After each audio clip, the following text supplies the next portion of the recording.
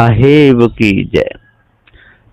विश्व वंदनीय संत सम्राट बंदी छोर सदगुरु श्री कबीर साहब जी, मेरे हृदय मंदिर के आराध्य परम पूज्य श्री सदगुरु महान साहब जी, पूजा के योग्य सभी संत समाज, मैं चरण कमलों में सिर झुका के तेरे बार बंदी करता हूँ। बोलिए श्री सदगुरुदेव की जय।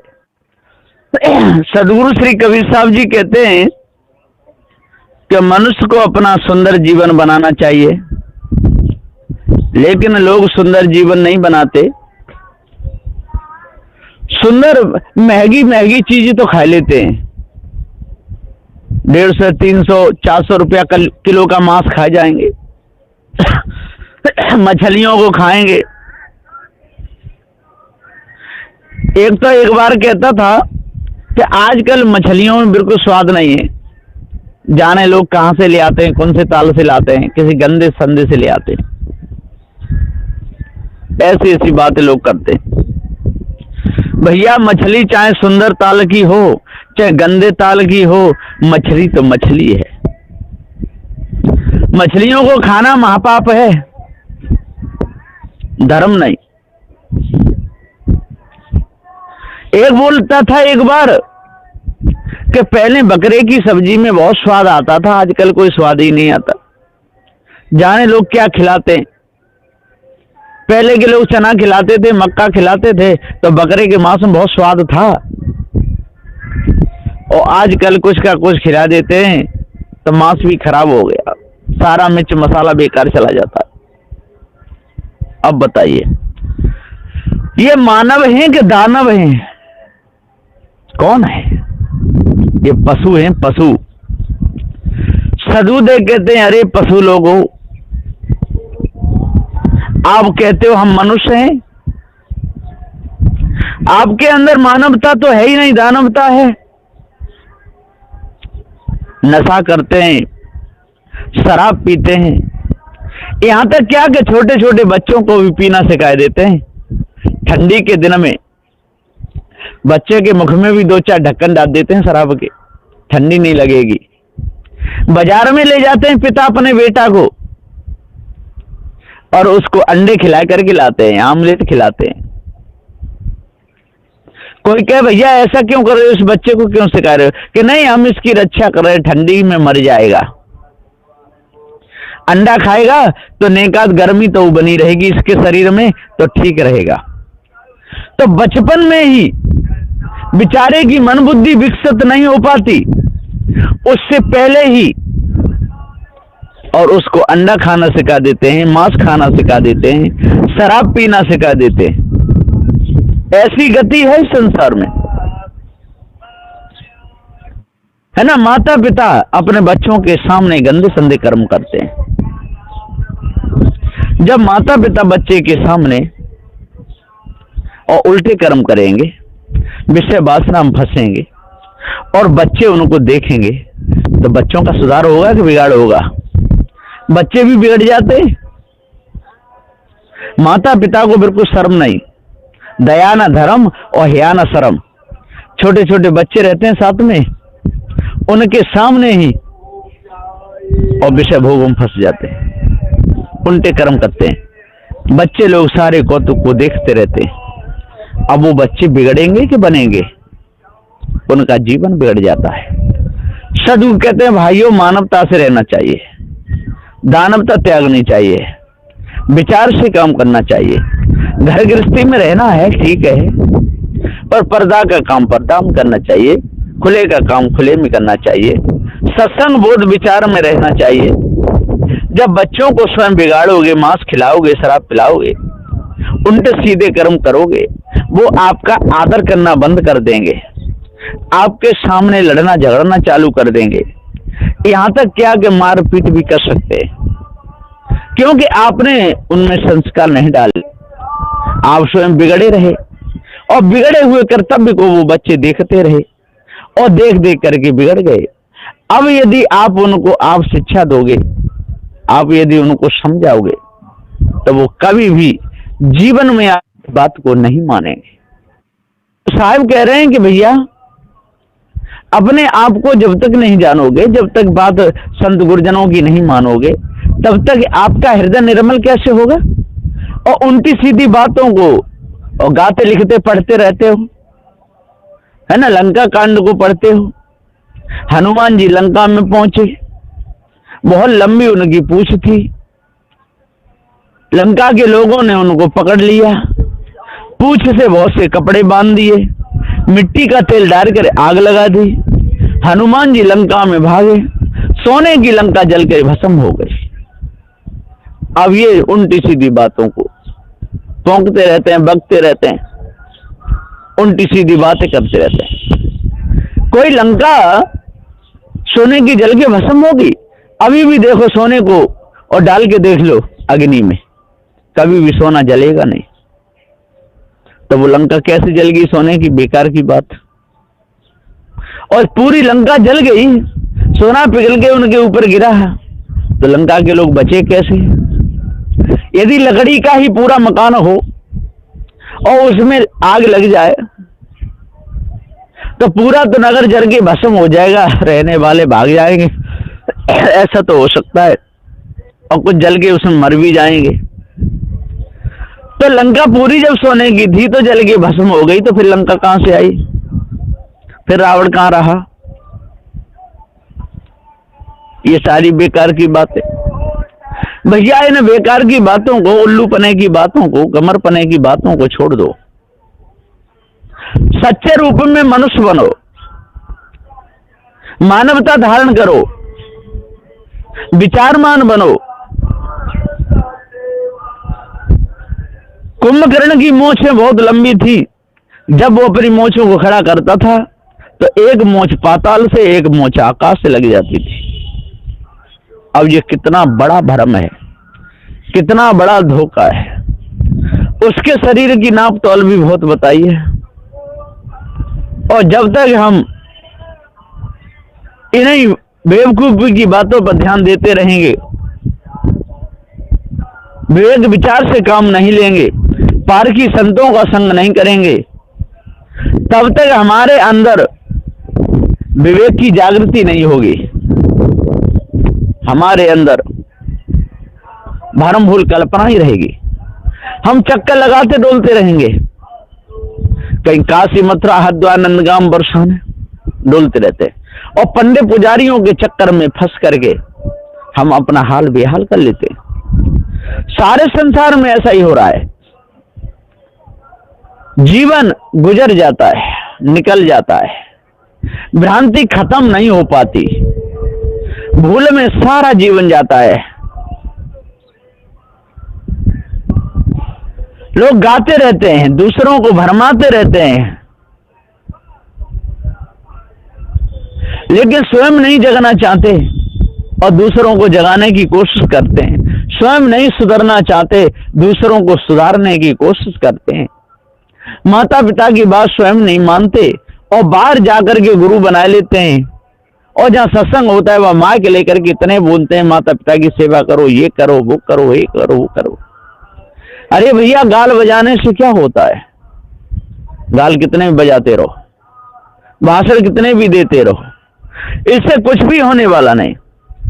यदि आपको अपना जीवन सुधारना है तो जो उपदेश दूसरों को देते हो वो आपको धारण करना पड़ेगा। यदि अपना जीवन सुधारना है तो आपको प्रथम अपने माँ बाप की प्रेम से सेवा करनी पड़ेगी। अपना यदि जीवन सुधारना है तो घर में रह करके बहुओं को और अपने सास ससुर की सेवा करनी पड़ेगी, बेटाओं को माता पिता की सेवा करनी पड़ेगी, बड़े बूढ़ों का आदर करना होगा, समय से उनको भोजन देना होगा, समय पर उनको पानी देना होगा, समय पर उनको वस्त्र देने होंगे, समय पर उनका इलाज कराना पड़ेगा। तो मानवता आएगी। और कहने कहने से मानवता नहीं आती है। पूरी पूरी रात लोग गाते बजाते रहते हैं, चाम को पीटते रहते हैं। सदगुरुदेव जी कहते हैं कि चमड़े को पीटने में आपको क्या मिलेगा? मरे हुए की खाल है, मरे मराओं की खाल को ढोल के बचड़ा लेते हो। और पहले के जो हो चुके हजारों वर्ष पहले, उनकी गाथा को गाते रहते हो। इससे क्या मिलेगा? कुछ भी मिलने वाला नहीं है। लोग कुत्ता की पूजा कर लेते हैं बड़े प्रेम से, लेकिन मनुष्य की नहीं कर पाते। कुत्ते को कभी जात नहीं पूछते, हाथी को, घोड़ा को, पशु को कभी जात नहीं पूछते। और मनुष्य यदि कोई आ जाए तो उसको जात पूछते हैं, भैया तू कौन सी जाति का है। यदि अपना मिलने वाला हुआ, अपना मिलनसार हुआ, जात वर्ण गोत्र में चलने वाला हुआ तो उससे प्रेम करते हैं। और यदि ऐसा नहीं हुआ तो बहुत घृणा की नजर से देखते हैं, उसको तो दूरी हटा देते हैं। ऐसे ऐसे लोग हैं। आजकल तो इतनी अमानत समाज में फैल गई है कि बेटियां भी अपने पति को त्याग देती हैं और पति भी बेटियों को, अपनी पत्नी को त्याग देते हैं। माता पिता यदि कहीं अपनी बेटी के लिए वर देख करके आते हैं, बात भी कर लेते हैं, और बेटी बात करती है, उसके मन का नहीं हुआ तो उसको त्याग देती है, माता पिता की बात को खराब कर देती है, कहती है कि इसके साथ में मुझे नहीं रहना, मुझे सेवा नहीं करना। पहले ऐसा नहीं था। पहले माता पिता की बहुत इज्जत थी। पिता अपनी बेटी के लिए वर देखते थे और जैसा वो देख लेते थे अपने मिलन अनुसार, उसी के साथ में बेटियां रहती थी। और आज तो यदि पिता बात भी करे आए और बेटी ने कह दिया नहीं पिताजी इसके साथ मुझे शादी नहीं करनी, तो पिता कुछ भी करते रह जाएं, उनकी एक भी नहीं चलेगी। तो ये पछता नहीं है तो क्या है, फिर क्या करें, बेचारे लाचार हो जाते हैं। माँ भी लाचार हो जाती है, पिता भी लाचार हो जाते हैं और कहते हैं कि इनको ही अपना पूरा जीवन जीना है, इन्हीं के ऊपर सारा हाल छोड़ दो, फिर छोड़ देते। और कोई कोई तो पढ़ते पढ़ते पढ़ते पढ़ते किसी के साथ में बहन बेटियां भाग भी जाती हैं, भगा भी ले जाते हैं। माता पिता बेचारे खोजते खोजते हैरान बीरान हो जाते हैं। ऐसी हालत बहुत देखने में आ रही है। तो गुरुजी सदगुरु श्री कबीर साहब जी कहते हैं कि भैया पछता को त्यागो, भरम भूल कल्पना को त्यागो और जतन करो। जतन कर बाबरे, तो अपना जतन कर।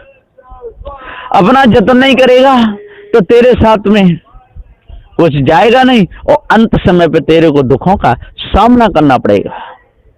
तो कितना बड़ा राजा बन जा, कितना बड़ा सेठ बन जा, कितना बड़ा ज्ञानी बन जा, कितना बड़ा ध्यानी बन जा, कितने भी ग्रंथों को याद कर, लेकिन जब तक अपने कर्मों को नहीं सुधारेगा तब तक कुछ भी नहीं मिलेगा।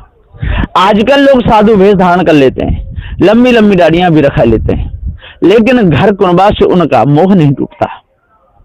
यहां तक क्या कि साधु वेश लेकर के अपने बेटी बेटाओं की शादी भी करते हैं, उसमें जाते हैं, साधु होकर के बेटियों के पैर पूजते हैं, उनके लिए लड़का खोजते हैं, जाकर के बात भी करते हैं, चर्चाएं चलती रहती हैं। और वो आपस में ऐसे लोग इकट्ठे होकर बतलाते भी हैं कि भैया अब तो हमारे 4 लड़के थे, 3 की शादी होगी, 1 रह गया है, 2 लड़की थी, 1 की शादी 1 रह गई है, अब उसके लिए भी हमको कुछ देखना है। और विवेकी संत यदि उनको समझाते हैं, कहते हैं भैया जब आपको यही करना था तो आप साधु क्यों हुए। तो वो बात करना ही बंद कर देते हैं, बंदी करना बंद कर देते हैं, फिर दूर दूर रहते हैं। क्योंकि वो पास में बैठेंगे तो ज्ञान बोध की चर्चा चलेगी, और ज्ञान बोध की चर्चा चलेगी, उसको सुनेंगे तो फिर उनकी कामना पर ठेस पहुंचेगी। इसलिए लोग ज्ञानी पुरुषों से दूर रहते हैं, त्यागी पुरुषों से दूर रहते हैं, सत्य न्यायालय की बात नहीं मानते और ईंट डेल पत्थरों की पूजा करके भवसागर से तरना चाहते हैं। और ये पता नहीं कि ये सारी कारीगरी किसकी है, ये मनुष्य की है। जितनी भी मूर्तियां संसार में बनाने वाला है कौन है, मनुष्य है। उसमें कौड़ियों को फिट करके आंखें बना देता है, ये कौन है, ये मनुष्य है। उसमें पत्थर के छील करके चिकने चिकने करके संगमरमर के दांत लगा देता है, ये कौन है, ये मनुष्य है। आंखें सुंदर बना देता है, मोछे सुंदर बना देता है, दांत सुंदर बना देता है, पेट पीठ सब सुंदर बना देता है, हाथों को सुंदर, पैरों को सुंदर, लेकिन एक कसर रह जाती है, उसमें जीव नहीं आता है ना। पत्थर की मूर्ति पूजन योग क्यों नहीं है, कारण क्या है, क्योंकि उसमें चेतन जीव नहीं है। यदि जीव होता तो पूजने में कोई दोष नहीं, जीव है तो पूजने में फिर क्या दोष है, कोई दोष नहीं। तो सदगुरुदेव जी कहते हैं कि भैया आज अपने आप को जान लो। भ्रम को जब तक अपने अंदर से नहीं निकालोगे इस खोट को अपने अंदर से जब तक नहीं निकालोगे, चोरी की भावना को अपने अंदर से जब तक नहीं निकालोगे, विचार की भावना को अपने अंदर से जब तक नहीं निकालोगे, पारखी संतों की शरण में लग करके पार ज्ञान को जब तक नहीं जानोगे, तब तक आपका अंतःकरण पवित्र होने वाला नहीं है। अंतःकरण को पवित्र करने के लिए सुबह उठ करके अपने बड़े बूढ़े बुजुर्गों के चरणों में सिर झुकाओ, और घर में माता बहनों को भी सूचना दी जाती है कि वो भी सुबह उठें और अपने सास ससुर की, और भी जो हैं, जो सास ससुर के जो माता पिता हैं, जो दादी सास हैं, दादा ससुर हैं, उनके भी चरणों में सिर झुकाना चाहिए। मानवता को धारण करके हृदय की कालिमा को दूर करना चाहिए। और संत गुरुजनों में भी ये नियम मर्यादा चली आ रही है कि सुबह उठ करके अपने बड़े बूढ़ों के चरणों में सिर झुकाना चाहिए। संत गुरुजन है, उनके पास में नहा धो करके जाना चाहिए। इससे क्या होता है कि अंतःकरण निर्मल होता है, पवित्र होता है, अंतःकरण की कालिमा सारी मिट जाती है। और यदि हम ऐसा नहीं करेंगे और दूसरों को उपदेश देते रहेंगे और दूसरों के जहाँ खा पी करके पेट को भरते रहेंगे, तो पशु में हमें कोई अंतर नहीं रहेगा। हमारे द्वार पे यदि कोई आ गया तो उसको तो हिसाब से हम सब्जी भी नहीं दे पाते, हम उनको दाल भी नहीं दे पाते, पूरी व्यवस्था नहीं कर पाते, तेल भी देते हैं तो नाप नाप करके देते हैं। और दूसरों के जब यहाँ पर जाते हैं तो वहां पर बहुत अपनी सुविधा चाहते हैं, है ना। ये कितनी बड़ी अमानवता है, ये मानवता नहीं। यदि आप सुविधा चाहते हो तो दूसरों को भी सुविधा दो। आप भोजन चाहते हो तो आपके द्वार पे आवे तो आप भी उनको बढ़िया भोजन दो।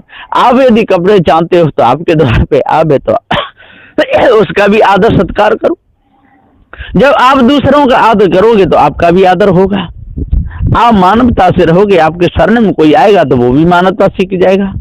और आप यदि उल्टे कर्म करोगे और दूसरा कोई आएगा अज्ञानी है तो आपकी ही आदत सीखेगा।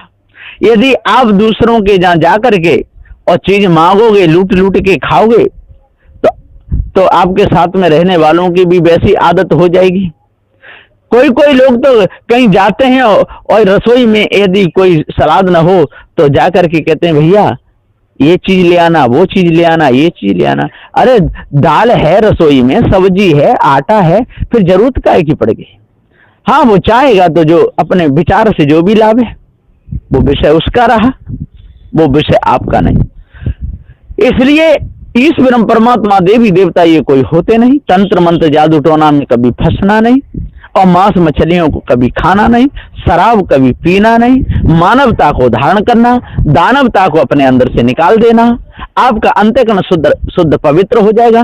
पारखी संतों की शरण में लग करके, सत्संग में लग करके और सारी बीमारी को दूर करो तो पूर्ण शांति मिलेगी। नहीं तो मिथ्या धोखे में जीवन चला जाएगा। गंगा नहाते नहाते, पत्थर पूजते पूजते, काशी मथुरा हरिद्वार घूमते घूमते सारा जीवन खराब हो जाएगा, आपको मिलेगा कुछ भी नहीं। इसलिए आज अपने आप को जानें और मानवता को धारण करें और दानवता को दूर कर दें। आपका जीवन सफल हो जाएगा, सुंदर हो जाएगा। बोलिए श्री सद्गुरुदेव की।